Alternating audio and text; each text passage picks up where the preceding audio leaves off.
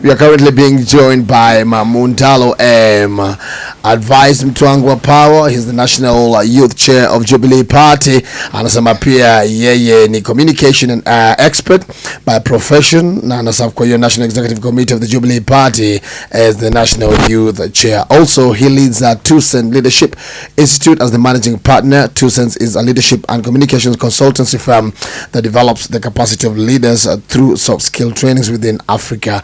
And he also serves on the board of the Youth Bridge Kenya, GenZs and GPSO as international youth. Mambo ya youth leadership in this country, is this something that we can ever achieve? Or we're just being used by politicians ambao ni wazee to push their agenda, but we shall never have a chance where the youth are going to be at the forefront of leading this country in the right direction? Thank you very much, and that's quite a good question, and that's quite a conversation that most of us are trying to have today. And I think one of the problems we have is thinking that we haven't achieved youth leadership. Yeah.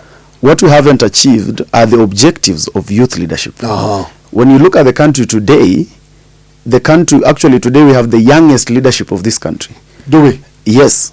When you look at the majority leader in parliament today, Kimani Ichung'wah, yeah, that is the youngest we have actually come. When you look at Honorable Silvanus Osoro, that is actually a young leader. When you look at the chairman of the finance committee, yeah, that is a young leader. So we have so many. Actually, where we are now, we have achieved quite significant step in terms of inculcation of young people in political leadership.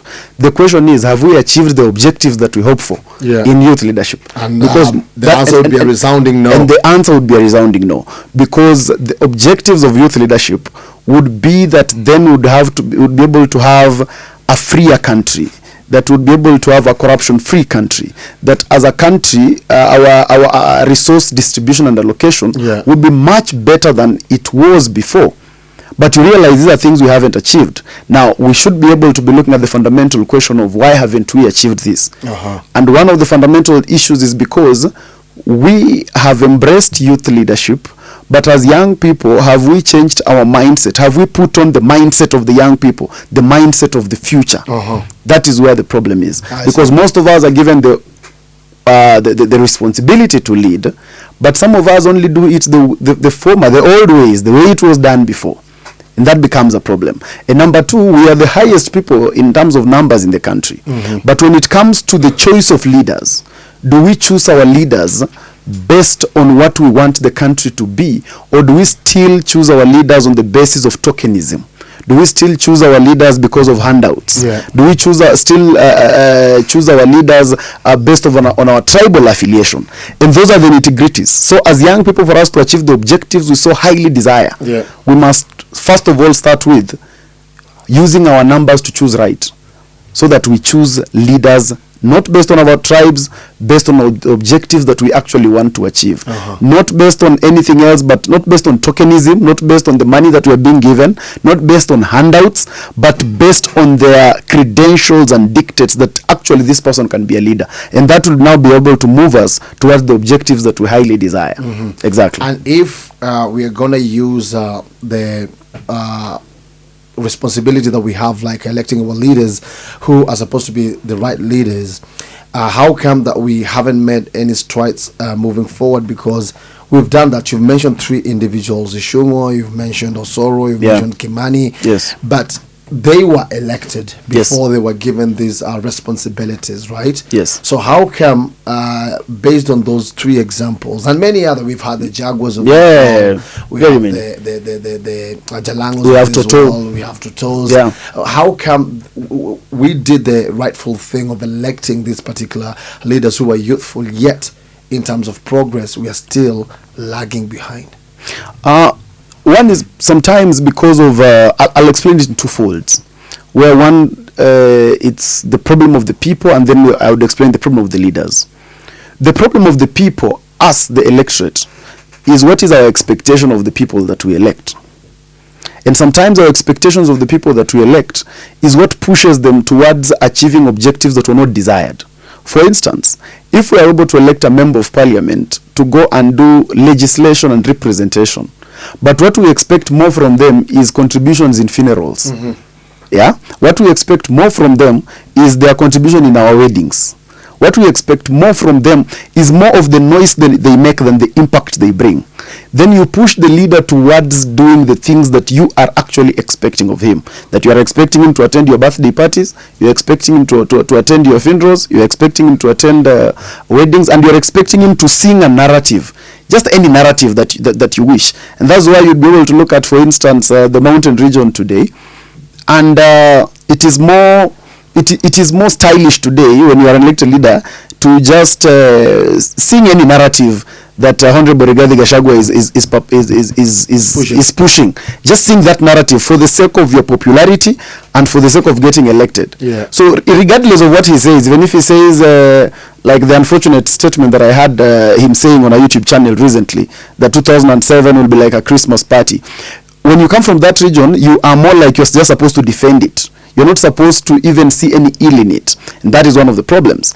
Now, when you look at on the other side of now the leaders themselves, is that sometimes also the leaders themselves get into office and then they want to forget the reason why they actually came there. Yeah. Yeah? Because we have leaders in this country who were actually elected against the grain of tokenism, against the grain of money, against the grain of those common dictates. Yeah. Like Toto, for instance. You wouldn't say Toto gave handouts. Yeah, you wouldn't say Toto is one of those people who was flamboyant. Akina Salasia and those kind of people. So we have those people who are actually elected. And one of the things that they should be able to do is that they should understand that they stand on a high moral ground and they represent the rest of us young people, especially those of us who are even seeking elective office. Why? Because it is through their lens that we are judged.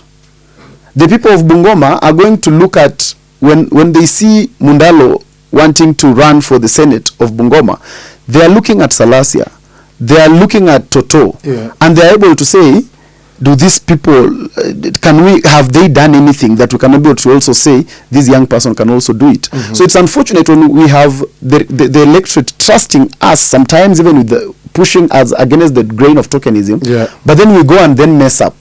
But be that as it may, we must also recognize that some have really tried to actually come out and be able to do the right thing. We have some who, against all odds, you have been able to see the ranking of their CDF. You are able to see the ranking in terms of legislation and oversight and what exactly they are doing in parliament. And you can be able to see that some of them are actually trying. I'm usually happy when I see the rankings of members of parliament, and you see members of parliament below the age of 35, below the age of 40, really trying to do a good job in that regard. And I think that is one thing that we must also not lose sight of. We have young people like, even in the national government, like PS Raymond Omolo, who is, I think, one of the youngest PSs and even the people actually sitting in the executive. And you can be able to see what has happened with the security sector. You've been able to see the reforms that he has been able to do. And also one of the things that stands out is that despite the fact that he's young, he's not melodramatic. He's not known for weird things. He's not known for flamboyance. He's not known for the cost of his watch. He's not known for the cost of his dress code. He is quite balanced, and we can be able to see what he's doing. So the only thing is we should also be able to give those who are also doing something a chance and also just try to talk about their stories more than those who are also misrepresenting us, because sometimes, you know, the media shapes the narrative. Yes. And is there a role for civic education? Because if now we do elect leaders, but then again we narrow the responsibility to them being our friends and attending our gigs and everything of that sort, are we the ones who need to know and understand better why we put them in power? And do we also have some leaders who just want the seat, but they do not know the heaviness or the weight that comes with those elective positions? Is there room for civic education from both the electorate as well as those who seek elective positions? Very, very true. And the first line of defense of us in terms of civic education is ourselves, with the people. Yeah, the Constitution starts by actually protecting the sovereignty of the people. And so with the people, first of all, because it is our responsibility to get our leaders, it is also our responsibility to understand their role. We cannot leave it to someone. We must try as much as possible to understand what is the role of an MCA. Yeah. What is the role of a member of parliament? What is the role of a governor? It is first of all our responsibility. It is us to know that I need a member of parliament to go and do oversight and representation. I need a governor to be an executive, to do allocation of resources. Yeah. I need a president to be able to do this. It is first of all our responsibility. And you see, most of the problem we have in this country is we like blaming everyone else except ourselves. We like apportioning blame to everyone else except ourselves. Yeah. And so we must first of all start by, let us first of all put the blame where it needs to be. Ourselves first. Are we sensitizing ourselves to the best of our knowledge? Let us get to understand. Those of us who have some little education, let us get to the villages. Let us start by educating those few people around you to understand the type of leader they need. And then we'll now go to the second tier. We have bodies in this country that have that responsibility. The IEBC has a mandate and a responsibility to do civic education to the people. But do they do that? Now that is where the problem is. First thing is that sometimes they do it in a manner that does not necessarily relate directly with the people. Yeah? Instead of them sometimes, sometimes they just want to do one newspaper advert. Yeah? And to them, it ends at that is civic education. They do not want to also abide by the changing nature of society and the changing nature of the people, especially the young people.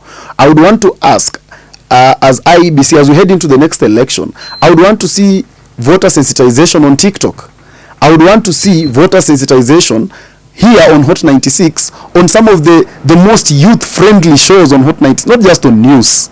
Yeah, because that is where actually you find the young people. Yeah. That is where you find them. So we would want to see even digital content creators given that responsibility to also generate content that can be able to provide civic education. So that is the direction that we are supposed to go as a country, so that we get the civic education to sink very deep into the people. Yeah. Because when we do not do that, the problem continues. And then you ask me about, do we have leaders who get into office yet they do not know what they do? Absolutely right. In fact, it is more today than it was before. Today, some people get into office because they have money they need to protect. And some people get into office just because they have enough money to campaign. And remember, Honorable Matiang'i warned us just ahead of 2022 election and told us, if we are not careful, the 2022 parliament is going to have more people who belong to, I don't know how I would look for a better name for it, but he basically called it the wash syndicate. Yeah? So we have a lot of people today. Are they young? Yes, they are young. So do they represent youth leadership? I doubt that they represent youth leadership. But when you count in terms of age and statistics, then they would pass for youth representation. But are they there because they actually hold the dictates of leadership? No, they don't. We have people who are just running for office, some of them because able to. Yeah, I'm just able to. I have some money here. Yeah. What can I do? I have money, and it's dangerous to have money and you're idle. So some of them are looking at it and feeling like, I have some 50 million here. So what do I do? Let me look for a title. Let me look for a title. Let me become a member of parliament. That way, it's the wealth that I have. Yeah, others want to be closer to power. Closer to power, proximity to the power. Yeah, and sometimes just to be able to justify the wealth, because you are worth 100 million. You've never worked at Royal Media. You've never worked anywhere. You don't. So you look for something that can justify why you have what you have, because you got it through illegalities. You got it through uncouth means. So you look for a title, just to be able to throw a title on your head, so that then you call yourself a member of parliament. And that's why today you will find so many legislators whose lifestyle is not consummate to the earnings that they have, because we know what a member of parliament earns. But you'd find someone who is a young member of parliament, but this young member of parliament lives in Karen. Yeah, he's a member of the most expensive clubs. Yet those ones who have been there even for 4 terms do not afford his lifestyle. We should be able to question and ask, what is the discrepancy? What makes this one this way and the other one this way? Yeah. But in as much as we're doing that, the sole responsibility must go back to the people, because we the people must be able to understand that we need leaders who can actually have impact on us. We cannot just stay and keep admiring leaders who are not in the country. I see a lot of admiration on social media. People saying they admire the Burkina Faso president. They admire whoever. We have a responsibility in the country to create leaders of admiration. Exactly. Amazing. And you see,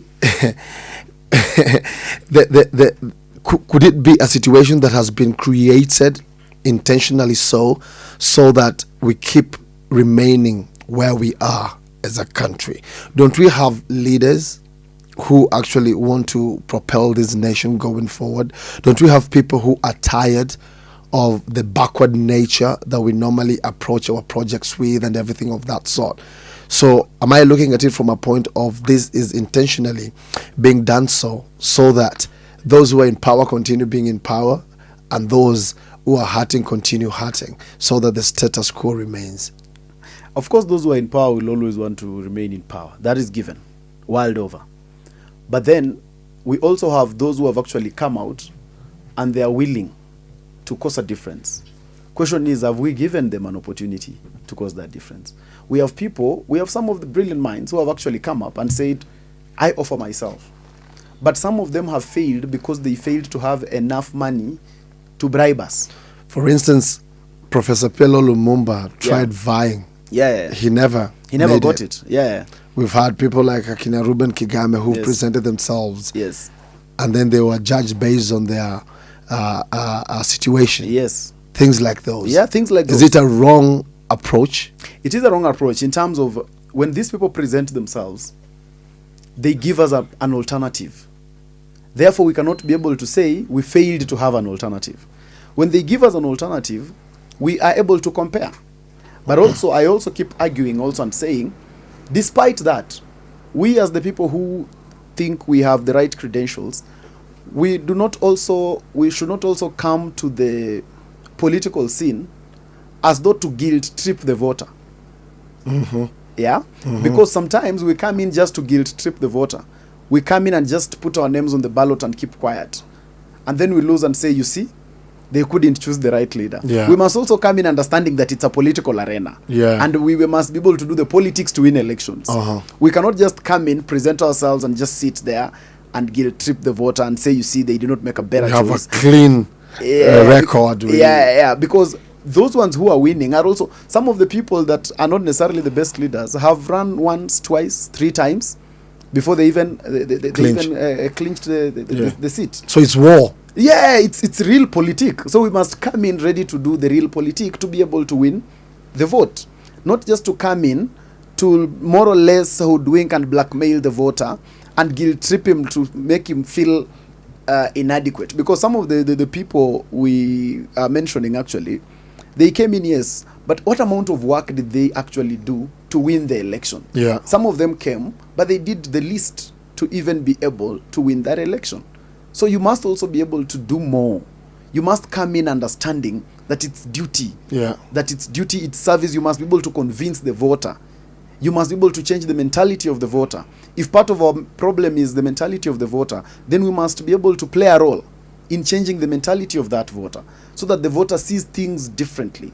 Because I find it ironical that we keep saying that we, the elite, are disadvantaged because the voter votes in illiterate people.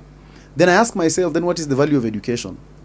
If when we are educated, we become better, then after we become better, we complain about those who are not educated, then where was the value of education? Yeah. Because we can't be better than them, and then we are complaining that they are more convincing than us.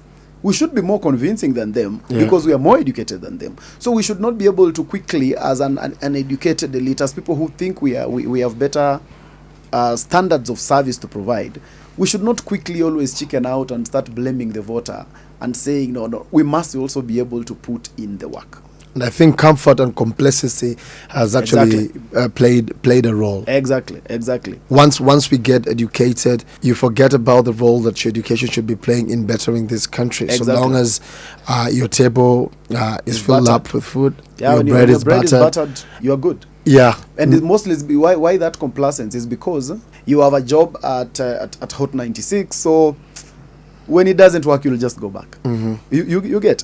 So it makes us not approach it with the seriousness that it deserves. Yeah. So we need to actually approach it with the seriousness that it deserves, knowing so well that politics is so important that when we get it wrong, all of us suffer, mindless of our level of education.